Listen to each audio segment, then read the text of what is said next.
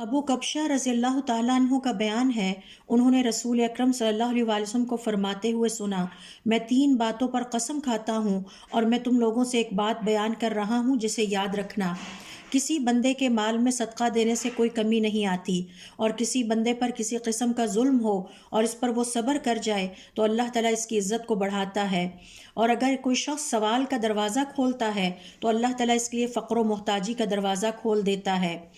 اور میں تم لوگوں سے ایک بات اور بیان کر رہا ہوں، اسے بھی اچھی طرح یاد رکھنا۔ یہ دنیا 4 قسم کے لوگوں کے لیے ہے۔ ایک بندہ وہ ہے جسے اللہ تبارک و تعالیٰ نے مال اور علم کی دولت دی، وہ اپنے رب سے اس مال کے کمانے اور خرچ کرنے میں ڈرتا ہے اور اس مال کے ذریعے صلہ رحمی کرتا ہے اور اس میں سے اللہ کے حقوق کی ادائیگی کا بھی خیال رکھتا ہے۔ ایسے بندے کا درجہ سب درجوں سے بہتر ہے۔ اور ایک وہ بندہ ہے جسے اللہ تعالیٰ نے علم دیا لیکن مال و دولت سے اسے محروم رکھا، پھر بھی اس کی نیت سچی ہے اور وہ تمنا کرتا ہے کہ کاش میرے پاس بھی مال ہوتا تو میں شخص کی طرح عمل کرتا، لہٰذا اسے اس کی سچی نیت کی وجہ سے پہلے شخص کی طرح برابر اجر ملے گا۔